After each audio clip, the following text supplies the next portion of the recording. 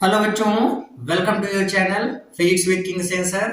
बच्चों, आज हम आप लोगों के लिए लेकर के आ गए हैं क्लास 10th के first chapter reflection of light का फोर्थ वीडियो। आज के इस वीडियो में हम लोग सीखने वाले हैं कि प्रकाश का परावर्तन किसे कहते हैं। आज से हम लोग की बड़ी इंपॉर्टेंट टॉपिक शुरू हो रही है। तो आज का ये वीडियो बड़ा इंपॉर्टेंट है क्योंकि बड़ा इंपॉर्टेंट रूल, बड़ी इंपॉर्टेंट घटना हम लोग डिस्कस करने जा रहे हैं, दैट इज रिफ्लेक्शन। तो टाइम वेस्ट ना करते हुए जल्दी से कॉपी किताब निकाल लीजिए, नोट्स बनाना शुरू कर दीजिए। और अब हेडिंग लगा लेते हैं। तो आज की जो हम लोगों की हेडिंग है वो है बच्चों प्रकाश का परावर्तन। प्रकाश का परावर्तन, अंग्रेजिया में इसको कहते हैं रिफ्लेक्शन ऑफ लाइट। क्या बोलते हैं? रिफ्लेक्शन ऑफ लाइट, प्रकाश का परावर्तन या रिफ्लेक्शन ऑफ लाइट। अच्छा, प्रकाश का एक गुण है। प्रकाश का कौन सा गुण है सर जी? प्रकाश का ऐसा गुण है बच्चों कि जब प्रकाश किसी चिकनी पालिशदार सतह से टकराता है, जैसे ये कोई सतह हमने ले लिया, एकदम से चिकनी हो, एकदम मस्त चिकनी सतह है और ये पालिशदार है, एक तरफ पालिश कर दी गई।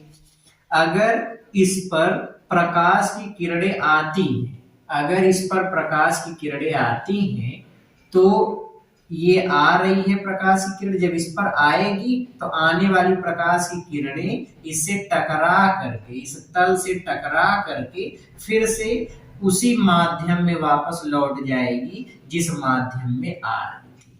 ऐसे क्या मतलब हुआ? मतलब ये है कि प्रकाश जब किसी चिकने पालिशदार सतह से टकराता है तो टकराकर पुनः उसी माध्यम में वापस लौट जाता है। जैसे हमने मान लो एक शीशा ले लिया, ठीक, एक शीशा ले लिया, उसके नीचे पालिश कर दी, उसके नीचे पानी है, उसके ऊपर हवा है, और हवा में हमने क्या क्या बताया, फिर से सुनो। हमने एक शीशा ले लिया, शीशा के नीचे एकदम पूरा पानी है, उसके ऊपर हवा है। अब हमने यहाँ से बाहर से प्रकाश को डाला, तो जैसे प्रकाश आएगा इस शीशे से टकराएगा, और एक तरफ पालिश है शीशे की, याद रखना, पालिशदार सतह, नीचे पालिश है मतलब प्रकाश आर पार नहीं जा सकता। तो यहाँ से प्रकाश आएगा, इसे टकराएगा और टकरा करके हवा में आया था, माध्यम वही था, हवा में आया था, हवाई में चला गया, जिस माध्यम में आया था उसी माध्यम में वापस लौट गया, जिस माध्यम में आया था उसी माध्यम में वापस लौट गया। यही घटना प्रकाश का परावर्तन है। फिर से, what is reflection of light? जब प्रकाश की किरणें किसी चिकने पालिशदार सतह से टकराती हैं तो टकराकर फिर से उसी माध्यम में वापस लौट जाती है। यही घटना प्रकाश का परावर्तन कहलाता है। स्वाहा। देखो, प्रकाश का परावर्तन डेफिनेशन लिख लेते हैं बच्चों यहाँ पे। जब प्रकाश की किरणें किसी चिकने पालिशदार सतह से टकराती हैं तो टकराकर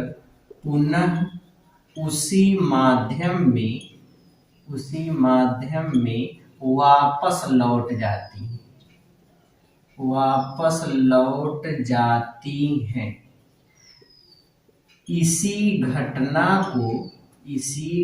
ये जो घटना हो रही है, इसी घटना को प्रकाश का परावर्तन कहते हैं।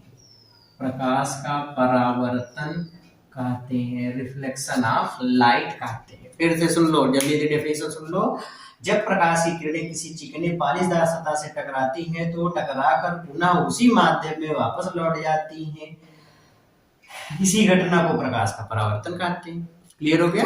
ओके बच्चों, देखो, जो ये सतह है, ये जो सरफेस है, जो चिकना और पालिशदार है, इस सतह को जिससे प्रकाश का परावर्तन होता है, इसको हम लोग बोलते हैं परावर्तक सतह। परावर्तक सतह, रिफ्लेक्टिव सरफेस,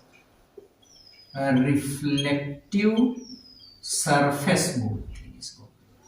ये अच्छा, इसमें एक तरफ पालिश की गई है, इस सतह में ये चिकनी पालिशदार सतह जो है इसमें एक तरफ पालिश है, नीचे की तरफ पालिश है, तो नीचे वाली सतह को बोलेंगे, नीचे वाली सतह को बोलेंगे पालिशदार सतह, और ये ऊपर वाली सतह, फिर से सुनो, जिस तल से प्रकाश का परावर्तन होता है, जैसे इसमें प्रकाश का परावर्तन इस ऊपर वाले तल से हुआ, किस वाले तल से हुआ, ऊपर वाले से, यहां से, तो इस वाली सतह को बोलेंगे परावर्तक सतह, जिस तल से प्रकाश का परावर्तन होगा उसको परावर्तक सतह बोलेंगे। तो जैसे हमने ये शीशा ले लिया, नीचे पालिश है, ऊपर पालिश नहीं है, अरे इसमें देखते हैं अपना चेहरा कैसे लग रहे हैं, उस वाले शीशे को कभी अगर कभी शीशा उसे टूटे देखो, नीचे पालिश रहती है, ऊपर पालिश नहीं है, तो ये ऊपर वाली सतह से प्रकाश आएगा तो इसे टकरा के चला जाएगा, तो यहाँ से परावर्तन हो रहा है, तो इस वाली सतह को बोलेंगे परावर्तक सतह, नीचे पालिश लगी हुई है तो यहाँ से परावर्तन नहीं होगा, इस वाली सतह को बोलेंगे पालिशदार सतह। क्या बोलेंगे, पालिशदार सतह। तो ये परावर्तक सतह है, और ये नीचे वाली जो इसकी सतह है इसको बोलेंगे पालिशदार सतह, polished surface, polished surface, polished surface, polished surface, पालिशदार सतह, तो पालिशदार सतह और ये परावर्तक सतह। क्लियर हो गया। स्रोत से जो प्रकाश की किरणें आ रही हैं, स्रोत से आने वाली जो प्रकाश की किरणें आती हैं उसको बोलते हैं आपतित किरण। क्या बोलते हैं, आपतित किरण। अंग्रेजी में इसको बोलते हैं बच्चा इंसिडेंट रे। क्या बोलते हैं, इंसिडेंट रे, आपतित किरण या इंसिडेंट रे। आने वाली प्रकाश की किरण को आपतित किरण कहते हैं, इंसिडेंट रे। और जो टकरा करके चली गई वापस, जो टकरा के उसी माध्यम में वापस जा रही है, इसको बोलते हैं परावर्तित किरण। क्या बोलते हैं, परावर्तित किरण, ये परावर्तित किरण। इंग्लिश में इसको बोलते हैं रिफ्लेक्टेड रे। क्या बोलेंगे, रिफ्लेक्टेड रे। आपतित किरण इंसिडेंट रे, परावर्तित किरण रिफ्लेक्टेड रे। तो इंसिडेंट रे और रिफ्लेक्टेड रे, तो दो प्रकार की प्रकाश किरणें होती है।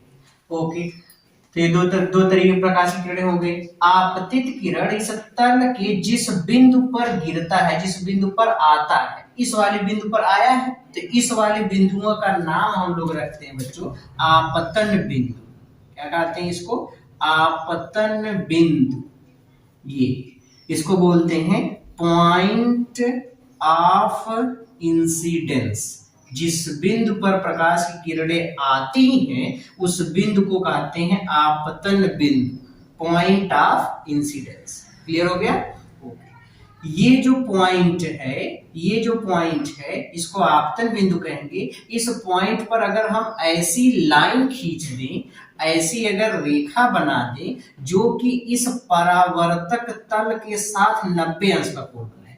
देखो ये परावर्तक सतह और ये वो लाइन, ऐसी लाइन आपतन बिंदु पर खींची गई वह सीधी रेखा जो कि इस परावर्तक तल, जो कि इस तल के साथ 90 अंश का कोण बनाती है, जो इस तल पर लंब होती है, उसको कहते हैं अभिलंब। क्या बोलते हैं इसको, अभिलंब। तो इसको बोलेंगे बच्चा अभिलंब, इसको अभिलंब बोलेंगे। अंग्रेजी में कहते हैं नॉर्मल। वो कहते हैं ना, जैसे कोई बहुत सीधा साधा लड़का कहते बेचारा बहुत नॉर्मल है, ऐसे सीधा रहेगा।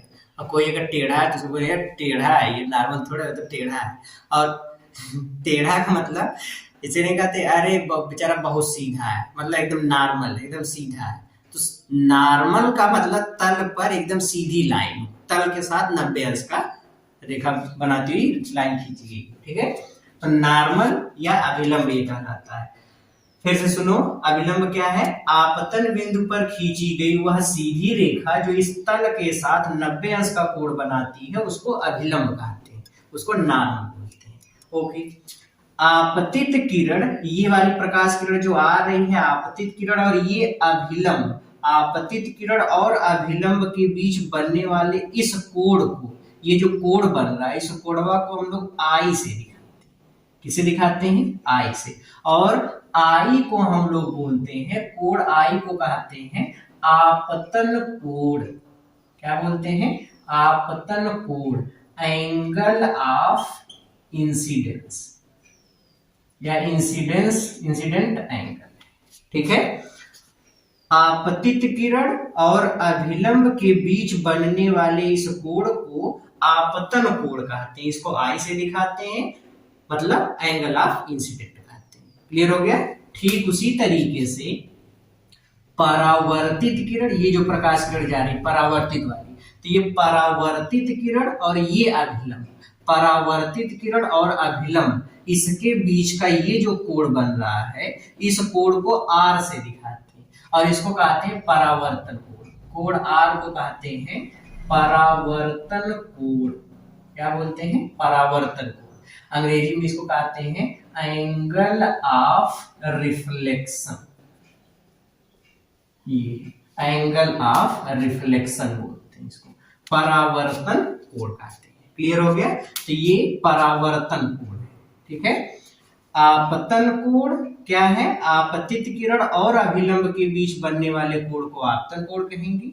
अभिलंब और परावर्तित किरण के बीच बनने वाले कोण को परावर्तन कोण कहेंगे।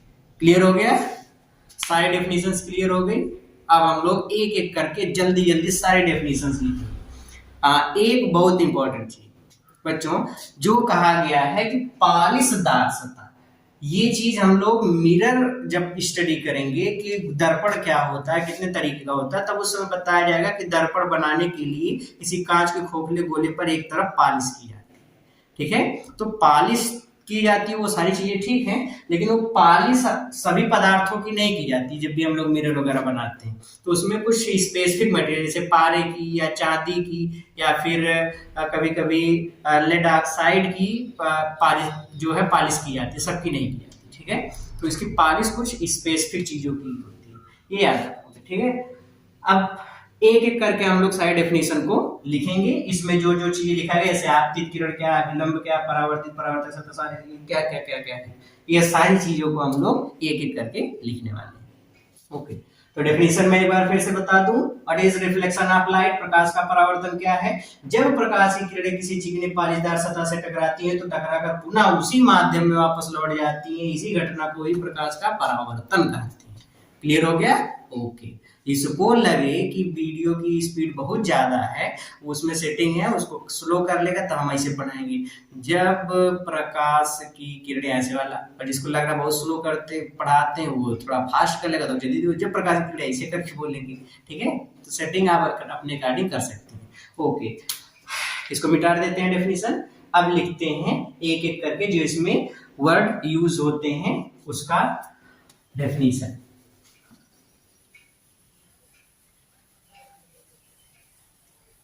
आ जाओ बच्चा। सबसे पहले हम लोग शुरू करते हैं आपतित किरण से। ठीक है, या परावर्तक सतह से। परावर्तक सतह यहीं से लिखना शुरू कर दो। परावर्तक सतह, तह तह तह नहीं, सतह, परावर्तक सतह। परावर्तक सतह क्या होता है बच्चों? जिस तल से, यहीं से डेफिनेशन लिखेंगे, जिस तल से प्रकाश का परावर्तन होता है, प्रकाश का परावर्तन होता है, उसे परावर्तक सतह कहते हैं। फिर से सुनो, परावर्तक सतह क्या है? जिस तल से प्रकाश का परावर्तन होता है उसे परावर्तक सतह कहते हैं। क्लियर हो गया? ओके। दूसरी डेफिनेशन हम लोग अब लिखते हैं आपतित किरण। हम इसी के लिए बड़ा परेशान है, जल्दी से इसको लिख लेते हैं। आपतित किरण। आपतित किरण इसको क्या बोलेंगे? आपतित किरण को इंसिडेंट रे। आपतित किरण क्या है, किसे कहेंगे बच्चों? जल्दी से बताओ। आपतित किरण स्रोत से या कहीं से भी तल पर आने वाली प्रकाश की किरणें आपतित किरणें कहलाती हैं। आपतित किरणें कहलाती हैं। जी है, स्रोत से या कहीं से भी जो तल पर आने वाली, मेन चीज तल पर आने वाली प्रकाशीय किरणें ही आपतित किरणें कहलाती है। स्रोत बहुत जरूरी नहीं है, ये जरूरी नहीं है। अब इसे ऐसा हमने ले लिया कि एक शीशा इधर लगा दिया, एक शीशा इधर लगा दिया, बल्ब यहाँ तिरछे, अब यहाँ बल्ब से लाइट वहां गई, फिर टकरा के इधर आ रही है, तो टकरा के जो इससे आ रही है वो स्रोत उस तरीके से थोड़ा होगा। ठीक है, स्रोत का मतलब बहुत जरूरी नहीं, मेन चीज तल पर आने वाली प्रकाश की किरणें आपतित किरणें कहलाती हैं। ठीक है, अब नेक्स्ट है परावर्तित किरणें। परावर्तित किरणें क्या होती है, आगे देखते हैं। परावर्तित किरणें किसे कहेंगे? परावर्तन के बाद, परावर्तन के बाद जाने वाली, परावर्तन के बाद जाने वाली, या इसे लिख लो तल से टकराकर वापस जाने वाली, तल से टकराकर वापस जाने वाली प्रकाश किरणें परावर्तित किरणें कहलाती, परावर्तित किरणें कहलाती हैं, कहलाती है। ये हो गया, तो उसको क्या बोलते हैं? परावर्तित किरणें। क्लियर हो गया? ओके, अब लेते हैं बच्चों आपतन बिंदु। क्या लेते हैं? आपतन बिंदु, पॉइंट ऑफ इंसिडेंस। डेफिनेशन लिख लिए हैं? Okay, good.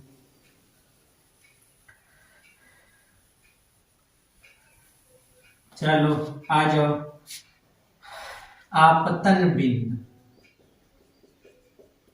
आपतन बिंदु, पॉइंट ऑफ इंसिडेंस। आपतन बिंदु क्या है बच्चों? अभी हमने बताया आपतित किरणें, आपतित किरणें, किरणें, किरणें तल के जिस बिंदु पर आती उसे आपतन बिंदु कहते हैं, उसे आपतन बिंदु कहते हैं, उसे आपतन बिंदु कहते हैं। तो आपतन बिंदु हो गया। अच्छा, अभिलंब क्या है? सीधा साधा चीज, अभिलंब, नॉर्मल। अभिलंब क्या है बच्चों? तो अभिलंब के बारे में अभी हमने बताया था, आपतन बिंदु पर, आपतन बिंदु पर खींची गई वह सीधी रेखा जो तल के साथ, आपतन बिंदु पर खींची गई वह सीधी रेखा जो तल के साथ 90 अंश का कोण बनाती है, तल के साथ 90 अंश का कोण बनाती है, 90 अंश का कोण बनाती है, उसे अभिलंब कहते हैं, उसे अभिलंब कहते हैं। क्लियर हो गया? तो उसको अभिलंब बोलते हैं। आपतन बिंदु पर खींची गई वह सीधी रेखा जो तल के साथ 90 अंश का कोण बनाती है उसे अभिलंब कहते हैं। 1.5 वाली स्पीड, और भी तेज हो सकती है 2 पॉइंट, जाने दो, बाद में बताते हैं दूसरी डेफिनेशन में। ठीक है, आ जाओ। तो ये अभी तक कौन कौन सी, ये हो गया, ये हो गया, ये हो गया, ये हो गया, ये सब हो गया आपतन कोण, परावर्तन। आ जाओ, आपतन कोण और परावर्तन कोण। चलो हेडिंग बनाते हैं, आपतन कोण।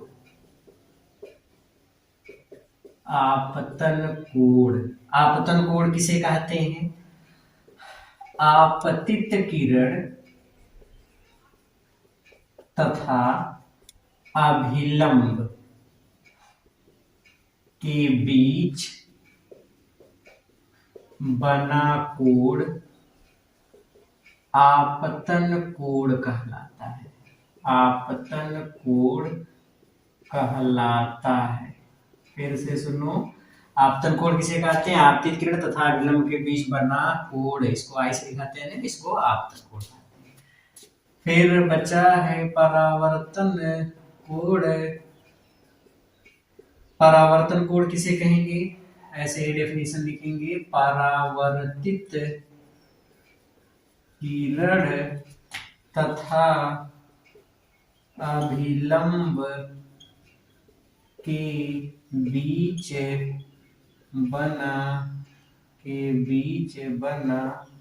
कोण परावर्तन कोण कहलाता कैसे नहीं कहलाता है। ये परावर्तित किरण तथा अभिलंब के बीच बना कोण परावर्तन कोण कहलाता है। फिर से सुनो, परावर्तित किरण तथा अभिलंब के बीच बना कोण परावर्तन कोण कहलाता है। 2.0 की स्पीड, ठीक है। तो बच्चों इस तरीके से आज की टॉपिक में हम लोगों ने सीखा प्रकाश का परावर्तन।